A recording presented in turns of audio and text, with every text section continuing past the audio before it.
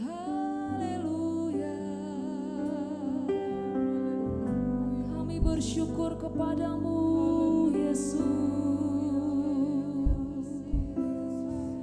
Haleluya. Ini hati kami Tuhan. Kami datang bawa sore hari ini di hadapan Engkau Tuhan. Kami naikkan puji sembah kami. Haleluya. Terima kasih, terima kasih, terima kasih, terima kasih. Terima kasih. Terima kasih Tuhan Yesus. Haleluya.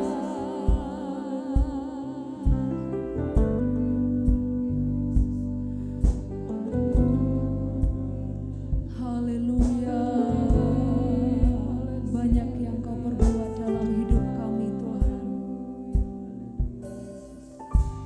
Banyak yang Kau perbuat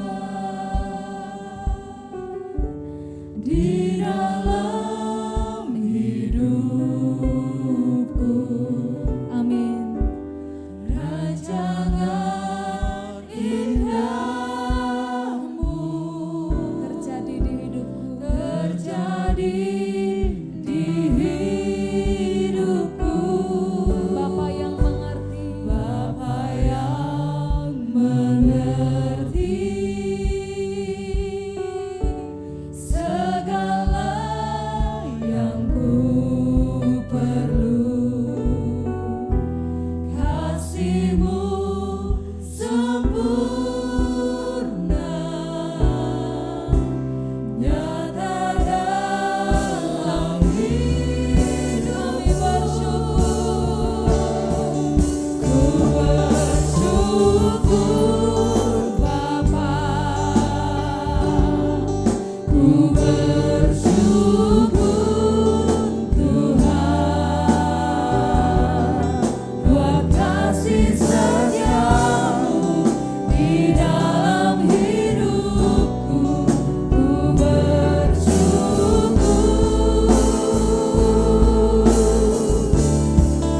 Ku bersyukur Bapa. Ku bersyukur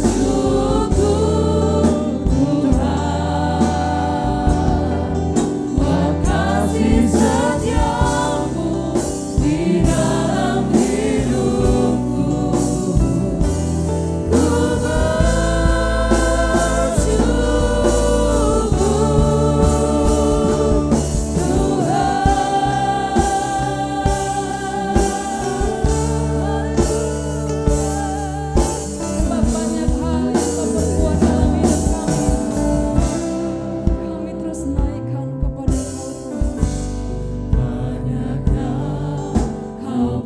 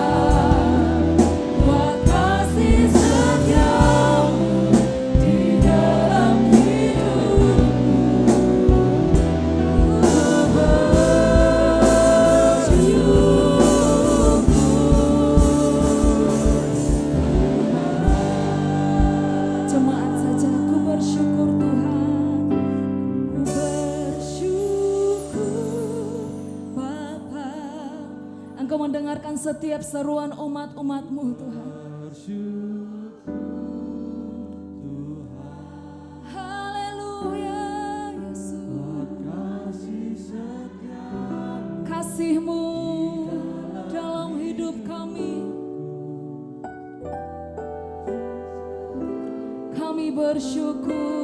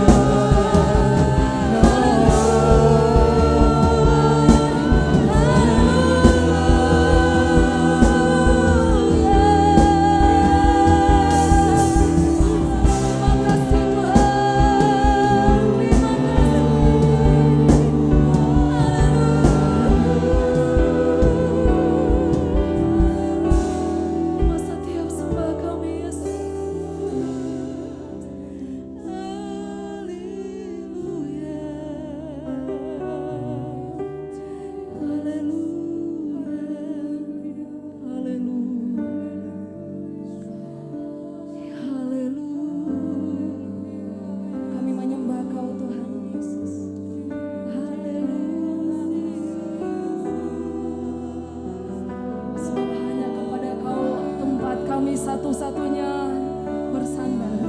Sebab hanya kepada Engkau Tuhan tempat satu-satunya kami memuji.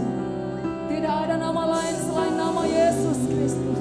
Nama yang berkuasa, nama yang ajaib, yang sanggup melakukan perkara yang besar.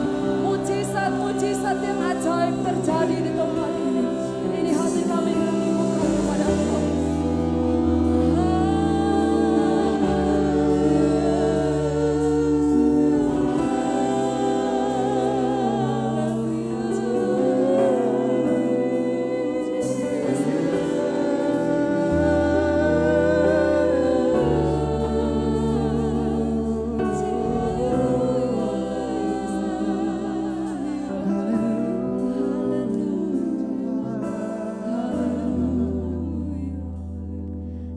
Tuhan, terima kasih buat hari ini.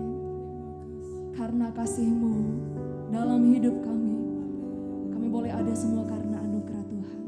Kami mau lebih lagi memuji Engkau Tuhan, bersorak-sorak memuji meninggikan Tuhan. Sebagai rasa kami terus bersyukur kepada Tuhan. Dalam nama Tuhan Yesus Kristus kami siap memuji Engkau. Haleluya, amin. Silakan duduk Bapak Ibu Saudara yang dikasihi oleh Tuhan. So begitu besar kasih Allah dalam kehidupan kita. So betapa dalamnya, betapa lebarnya kasih Tuhan. Tidak terselami. Kami mau terus memuji Engkau Tuhan Yesus. Haleluya, haleluya.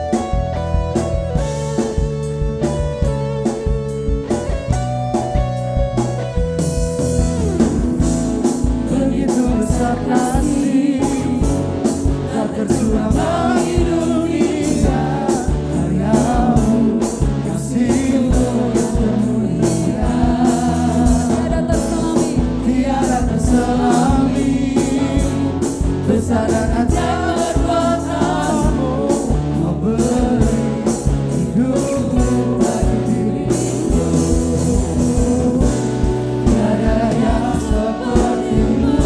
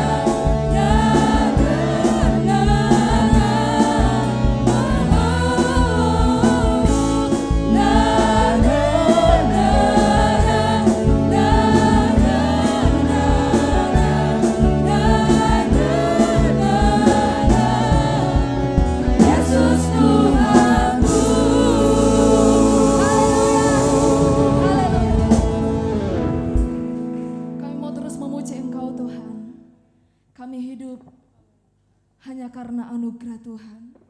Haleluya, haleluya. Kasih-Mu tidak ada duanya, tidak ada yang seperti Engkau Tuhan.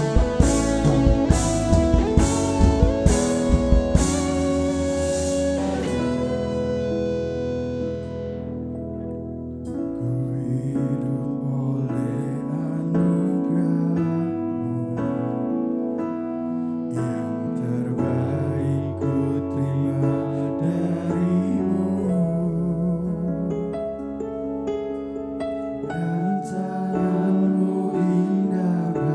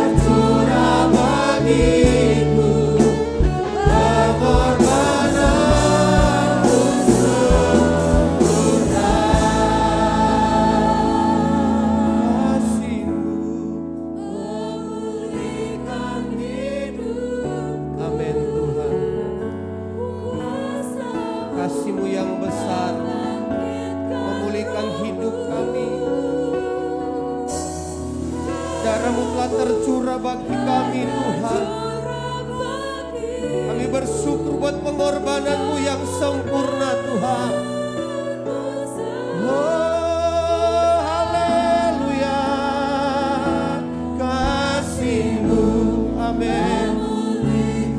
Kasih-Mu memulihkan hidup kami, kuasa-Mu membangkitkan rohku. Darah-Mu telah tercurah bagiku, pengorbanan-Mu sempurna. Haleluya Tuhan. Tidak ada kasih yang melebihi kasih-Mu. Tidak ada darah yang sanggup membangkitkan roh kami selain daripada darah-Mu yang tercurah bagi kami. Tidak ada pengorbanan yang sempurna seperti yang telah Engkau kerjakan bagi kami. Malam hari ini Tuhan, di malam perenungan kami mengingat betapa besar kasih dan pengorbanan-Mu atas hidup kami. Kami merenungkan betapa Engkau Allah rela mati bagi kami, hanya untuk mengembalikan posisi kami menjadi anak-anak, menjadi umat-umat yang layak di hadapan Engkau. Malam hari ini Tuhan, lewat prosesi di mana kami mengingat karya salib-Mu, Tuhan terus jamah hati kami, agar supaya Tuhan ketika kami mendengarkan kebenaran firman-Mu, hati kami kembali diteguhkan, hati kami semakin dibaharui karena cinta-Mu yang besar. Pengurapan Roh Kudus ada dalam kehidupan kami. Urapi hamba-Mu, bahkan kami semua yang akan mendengarkan firman-Mu. Di dalam nama Tuhan Yesus Kristus, kami mendengarkan firman-Mu di malam hari ini. Haleluya, amin. Puji Tuhan, silakan duduk Bapak Ibu yang dikasih dalam Tuhan. Haleluya, haleluya. Puji Tuhan ya, bersyukur kepada Tuhan. Hal yang luar biasa yang tidak pernah dibayangkan, betapa kerinduan jemaat Tuhan yang ada di tempat ini adalah kerinduan yang luar biasa. Ya, kalau mungkin boleh memprediksi, ya bagi saya paling kalau acara-acara seperti ini paling di bawah saja yang ada isinya. Tetapi luar biasa ibadah di malam hari ini kita boleh melihat, ya di atas dan di bawah diisi oleh jiwa-jiwa yang rindu dan lapar akan kebenaran firman Tuhan. Amin. Malam hari ini saya berterima kasih kepada Tuhan, kepada Bapak Gembala, Ibu Gembala, seluruh diaken yang ada, yang mempercayakan saya malam hari ini untuk menyampaikan perenungan firman Allah. Ya, di beberapa malam kita sudah mendengarkan, kita sudah melihat apa yang terjadi dengan Tuhan Yesus Kristus. Ya, sekalipun kalau kita melihat dan kalau kita membaca dalam kebenaran firman Tuhan, mungkin tidak sesempurna dengan apa yang telah diperankan, dengan apa yang telah ditunjukkan melalui adegan-adegan yang ada. Tetapi kita bersyukur bahwa ada gambaran, ada bayangan yang dapat kita rasakan. Bagaimana langkah demi langkah yang Tuhan telah kerjakan, yang telah Yesus kerjakan, adalah langkah-langkah yang penuh dengan penderitaan. Ketika Yesus memikul salib, Yesus tidak memikul salib seperti posisi kita dengan badan yang tanpa luka. Ketika Yesus memikul salib, Yesus tidak seperti kita yang barusan makan. Tetapi ketika Yesus memikul salib yang ada di bahunya, yang ada di pundaknya, di mana tubuhnya penuh dengan luka-luka. Bisa dibayangkan ketika luka itu, Bapak Ibu, Jangankan luka di pundak, ketika Bapak Ibu jatuh di lutut ada luka. Kemudian terkena dengan baju. Waktu Bapak Ibu jalan, kira-kira Bapak Ibu akan bersorak, haleluya, sakitnya minta ampun seperti itu. Paling Bapak Ibu akan, aduh sakit. Nah malam hari ini dengan tema yang diberikan kepada saya, ya, di mana baju Yesus ditanggalkan. Kita akan membaca dulu dalam Injil Matius pasal yang ke-27. Matius pasal yang ke-27 ayat yang ke-27 sampai ayat yang ke-31. Bapak Ibu bisa menyimak dalam Alkitab. Ya, Matius 27 ayat yang ke-27 sampai ayat yang ke-31, firman Allah, Yesus diolok-olok. Kemudian serdadu-serdadu wali negeri membawa Yesus ke gedung pengadilan. Lalu memanggil seluruh pasukan berkumpul sekeliling Yesus. Mereka menanggalkan pakaiannya dan mengenakan jubah ungu kepadanya. Mereka menganyam sebuah mahkota duri dan menaruhnya di atas kepalanya. Lalu memberikan dia sebatang bulu di tangan kanannya. Kemudian mereka berlutut di hadapannya dan mengolok-olokkan dia. Katanya, salam hai raja orang Yahudi. Mereka meludahinya dan mengambil bulu itu dan memukulkannya ke kepalanya. Sesudah mengolok-olokkan dia, mereka menanggalkan jubahnya. Kemudian mereka membawa dia keluar untuk disalibkan. Baju Yesus ditanggalkan. Ya, kita akan melihat satu klip. Ya, ini hanya sebatas pandangan kita. Dengan apa yang saya baca, kita akan melihat di video klip yang sudah disiapkan oleh tim multimedia.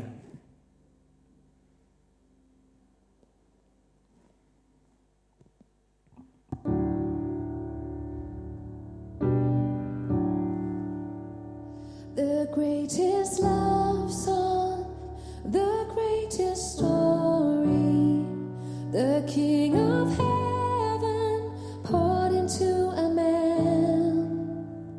So helpless sinners can't find forgiveness, born for our salvation, God's redemption plan. The curse of sin placed upon his shoulder, all our offenses Jesus chose to bear. God's perfect judgment in love was rendered. Darkness was defeated, death was shattered there. Oh, the wonder of the cross, the love of Jesus pouring out for us. And it is finished, in victory he cried. As he rose, he raised us back to life. He raised us back to life.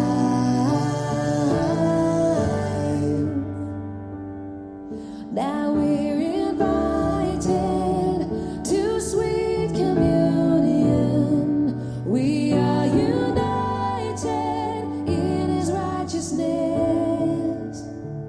Participation in death and glory. Jesus our beginning, Christ our only. Puji Tuhan, Bapak Ibu, kita sudah melihat sekilas dengan apa yang telah Yesus kerjakan, dengan apa yang telah Yesus alami. Bapak Ibu yang dikasihi dalam Tuhan, kalau saya bisa menyimpulkan dalam kisah ini, Yesus mengalami bulian yang luar biasa. Bapak Ibu yang kasih dalam Tuhan, seringkali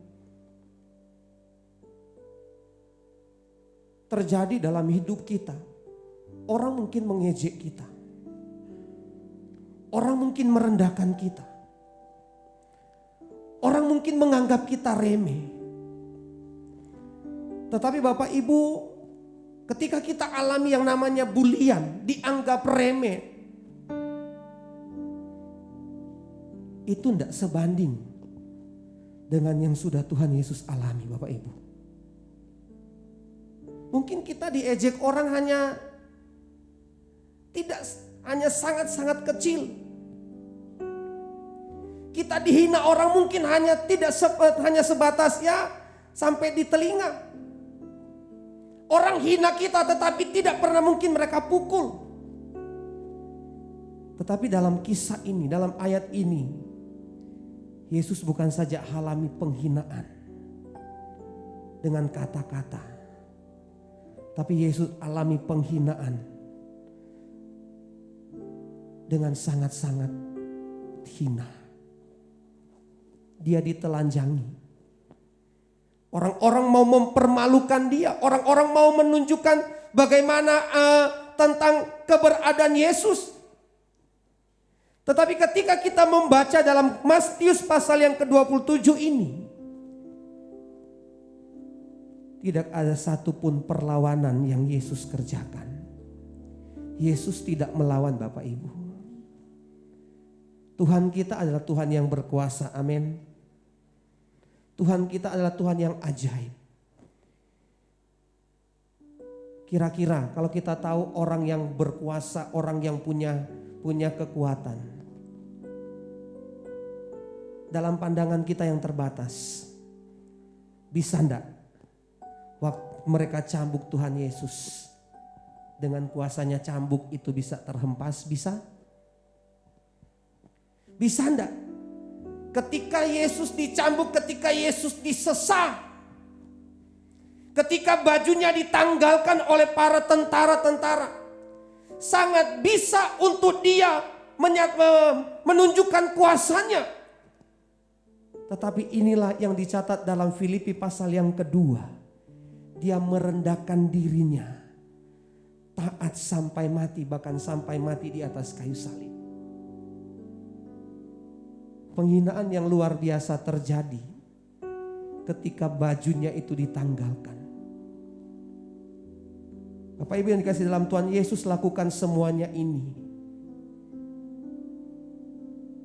untuk saya dan untuk saudara. Bapak Ibu mungkin di tempat kerja Bapak Ibu alami yang namanya penghinaan. Bapak Ibu mungkin di tempat pekerjaan mungkin Bapak Ibu diremehkan. Tapi sekali lagi tidak seperti yang Yesus alami. Dan semuanya ini terjadi kenapa? Karena satu hal, yaitu dia sangat mengasihi kita. Dalam kitab Yesaya pasal yang ke-53 ayat yang ke-3 sampai ayat yang ke-6. Yesaya 53 ayat yang ke-3 sampai ayat yang ke-6 ini adalah nubuatan tentang apa yang dialami oleh Yesus. Dalam ayat yang ketiga dikatakan ia dihina dan dihindari orang. Seorang yang penuh kesengsaraan dan yang biasa menderita kesakitan. Ia sangat dihina. Sehingga orang menutup mukanya terhadap dia. Kenapa? Karena Yesus dipermalukan. Dan bagi dia kita pun tidak masuk hitungan. Dalam ayat yang keempat, kenapa Yesus mau lakukan semuanya ini? Tetapi sesungguhnya penyakit kitalah yang ditanggungnya. Yesus terima hinaan, Yesus terima olokan untuk menebus kita. Amin. Dan kesengsaraan kita yang dipikulnya, padahal kita mengira dia kena tulah, dipukul dan ditindas Allah. Dia tertikam oleh karena pemberontakan kita. Dia diremukkan oleh karena kejahatan kita. Ganjaran yang mendatangkan keselamatan bagi kita ditimpakan kepadanya, dan oleh bilur-bilurnya kita menjadi sembuh. Bapak Ibu yang dikasih dalam Tuhan, Yesus dihina bukan oleh orang-orang awam, tapi Yesus dihina. Di sana kalau kita melihat video klip tadi. Ada banyak pejabat-pejabat kerajaan yang menghina dia. Ada tentara-tentara Romawi yang menghina dia. Ada ahli-ahli Taurat yang menghina dia. Yang notabene mereka ini adalah orang-orang yang pintar.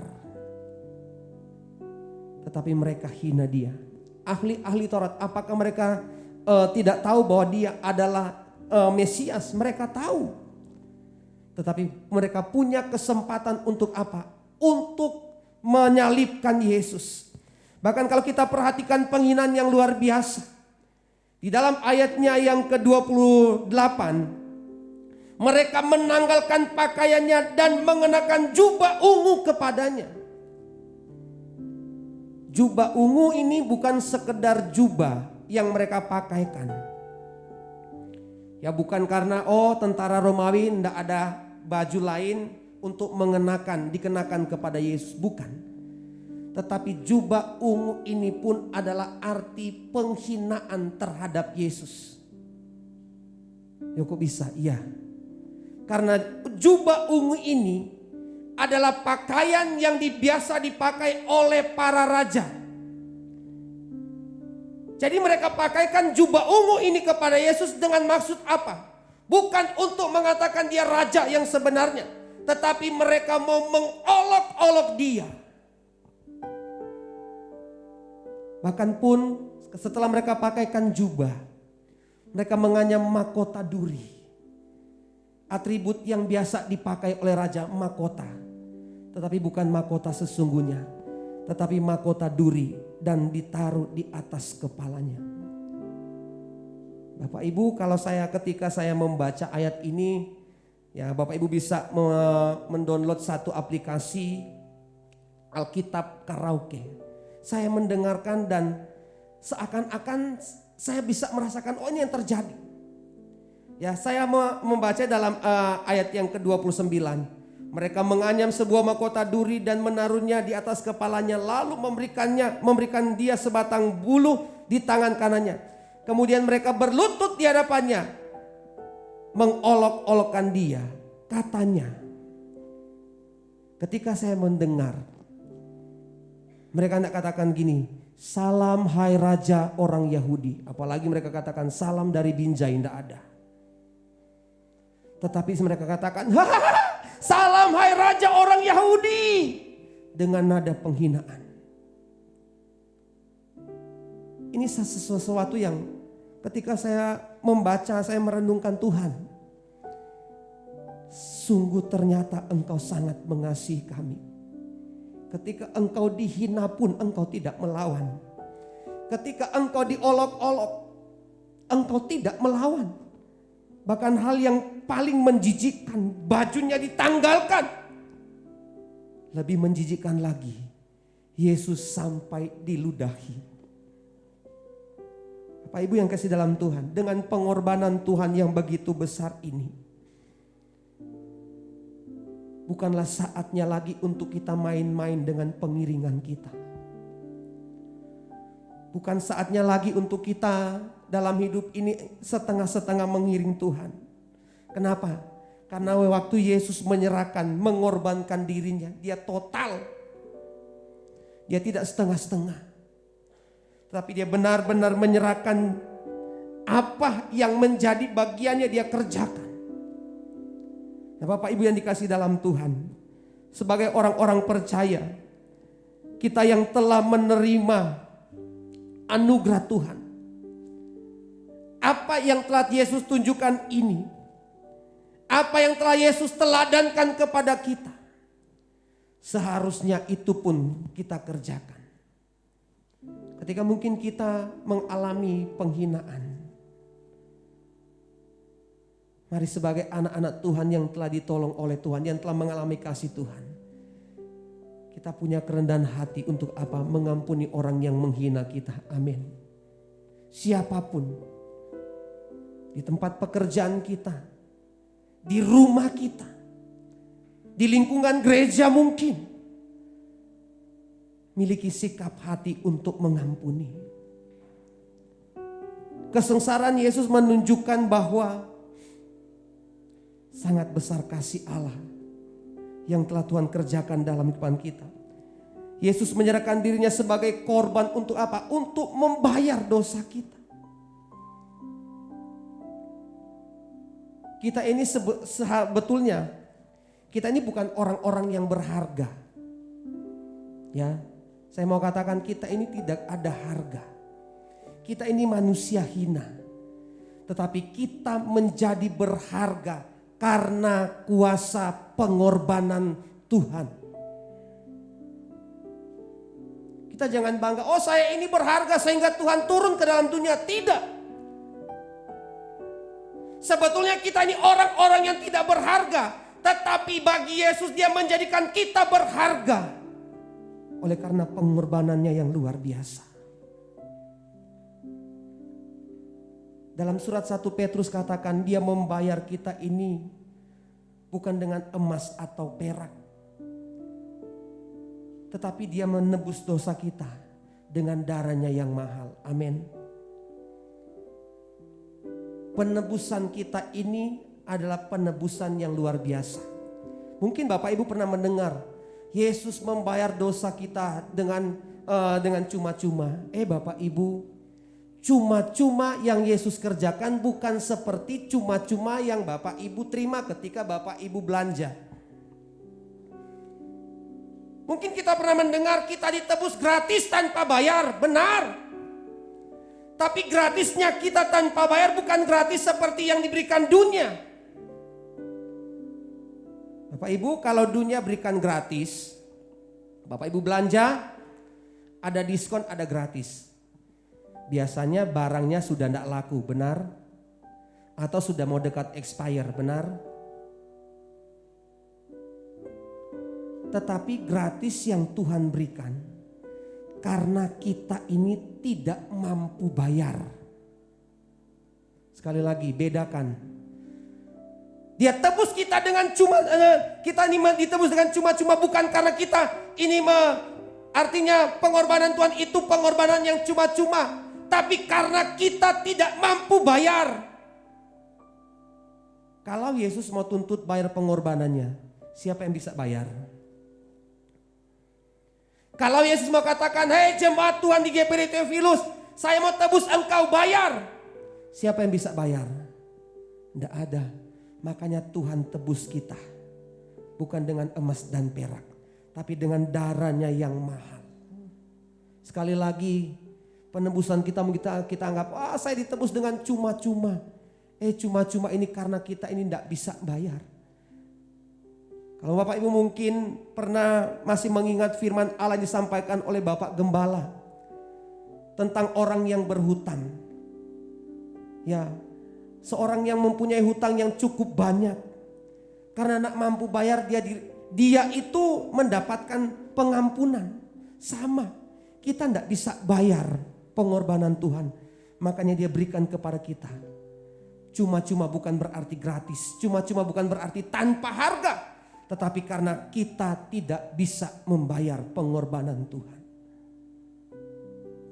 Setiap bulian yang Yesus terima, semuanya hanya untuk menanggung setiap dosa-dosa kita. Dalam kehidupan kita, dengan pengorbanan Tuhan, dengan apa yang telah Yesus kerjakan di atas kayu salib, bahkan dimulai di mana dia mengalami penderitaan demi penderitaan. Di Taman Getsemani dia berdoa kepada Bapa, kalau sekiranya cawan ini boleh lalu daripadaku, tapi bukan kehendakku yang jadi, tapi kehendakmu. Ketika Yesus selesai berdoa, Yudas Iskariot datang dengan para tentara Romawi menyerahkan Yesus. Dimulailah penderitaan demi penderitaan yang Yesus alami. Tapi sekali lagi, semuanya hanya untuk menunjukkan kepada kita betapa besar kasih Tuhan. Oleh karena itu Bapak Ibu yang kasih dalam Tuhan, lewat kesengsaraan yang Yesus berikan, biarlah memberikan kesadaran kepada kita bahwa tanpa kehadiran Tuhan dalam hidup kita, sekali lagi tanpa kehadiran Tuhan dalam hidup kita, hidup kita akan menjadi sia-sia. Karena kita akan mati dalam kebinasan oleh karena dosa. Tetapi karena kasih Tuhan yang besar, kasih Tuhan yang luar biasa, kita menjadi orang-orang yang punya harapan. Bapak Ibu yang dikasihi dalam Tuhan, lewat perenungan firman Allah di malam hari ini, mari biarlah kita mau semakin setia. Kita mau semakin cinta Tuhan. Kita mau tetap menyembah Tuhan dalam hidup kita ini. Sekali lagi Bapak Ibu dalam Tuhan, pengorbanan Tuhan adalah pengorbanan yang tak ternilai harganya. Sehingga diberikan semuanya untuk kita. Sekali lagi bukan berarti tanpa harga, gratis bukan tanpa harga. Karena kita tidak mampu untuk membayar setiap dosa-dosa kita. Begitu dalam kasih Tuhan dalam kehidupan kita. Pujian yang kita sudah nyanyikan tadi, begitu besar kasih telah tercurah bagi dunia. Dan biarlah lewat pengorbanan Tuhan, kita menjadi umat-umat Tuhan yang hidup, memiliki hidup dalam penyembahan. Kita menjadi umat-umat Tuhan yang tetap menghargai karya salib Tuhan. Haleluya Tuhan. Terima kasih Tuhan. Haleluya. Haleluya.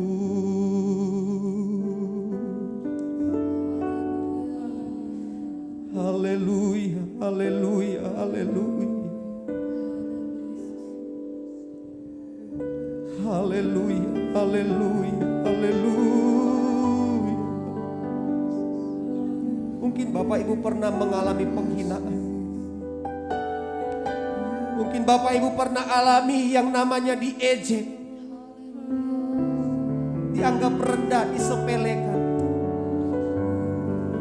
Ingat Bapak Ibu, Yesus terlebih dahulu telah mengalami semua yang kita alami. Yesus telah menunjukkan bukti tentang ketaatan dan kesetiaannya untuk menanggung setiap penderitaan kita. Haleluya. Haleluya. Kau sembah, Kau yang terindah, pulihkanku dengan darah-Mu. Engkau sembah, Bapa mulia, seumur hidupku ku mau menyembah. Kau sembah, haleluya, haleluya. Engkau sembah, Kau yang terindah, pulihkanku dengan darah-Mu. Engkau sembah, Bapa mulia, seumur hidupku ku mau menyembah-Mu. Bapak Ibu yang dikasihi dalam Tuhan, mungkin ada di antara kita di malam hari ini saat-saat ini mengalami sakit hati karena kita diremehkan oleh orang. Mungkin saat ini kita mengalami sakit hati karena kita mungkin diejek. Mungkin saat ini kita mengalami kepahitan karena orang tidak menganggap kita. Bahkan seakan-akan kita ditelanjangi. Bapak Ibu yang dikasihi dalam Tuhan, ketika Yesus mulai diadili di depan Herodes, Pilatus, di depan pemuka-pemuka agama, ahli-ahli Taurat, tidak ada satu kata pun untuk dia menolak penghinaan yang dialami. Tidak ada satu kalimat pun untuk dia menghardik orang-orang yang menghina dia. Tetapi dengan penuh kesetiaan dia tunjukkan, dia mengorbankan hidupnya supaya kita, ketika kita dihina, kita ingat penghinaan Yesus. Tuhan, Engkau dihina. Ketika kita diolok orang lain, kita ingat, Tuhan, Engkau pernah diolok. Dan ini menjadi penyemangat bagi kita untuk kita memiliki sikap hati yang mengampuni. Dalamnya kasih-Mu, amin, Bapa, terlebih dari segalanya, pengorbanan yang termulia selamatkanku.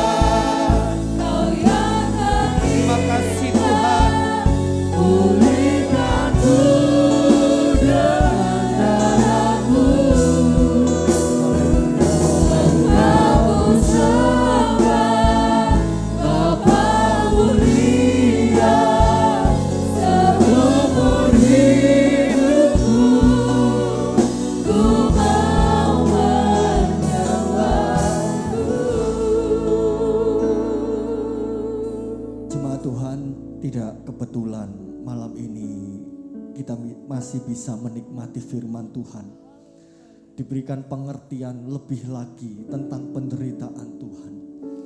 Yesaya 53 tadi diangkat oleh Bapak Pendeta Hesley. Sesungguhnya penyakit kita lah yang ditanggungnya. Ketika jubah Yesus ditanggalkan, penghinaan ditanggung oleh Yesus. Sesungguhnya Dia menanggung segala penyakit kita.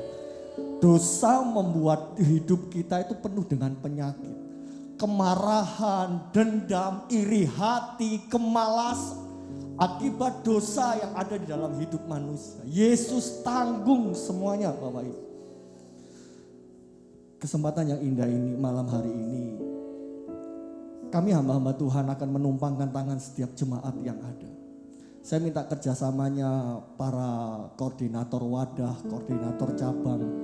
Mari hamba-hamba Tuhan kerjasama, tumpangkan satu persatu jemaat Tuhan yang ada. Malam ini jubah Yesus yang telah ditanggalkan akan membawa perubahan di dalam hidup kita. Singkat Bapak Ibu, waktu kita tinggal 5 menit. Kami mengangkat tangan menerima berkat yang daripada Tuhan. Terimalah berkat dari Allah Bapa, cinta kasih sayang dari Tuhan Yesus, yang dikerjakan di atas kayu salib. Darahnya tercurah untuk kami, kasihnya melimpah bagi kami. Dan penyertaan kuasa kuat Roh Kudus menyertai setiap langkah kaki kami, membawa kami ke dalam segala kebenaran.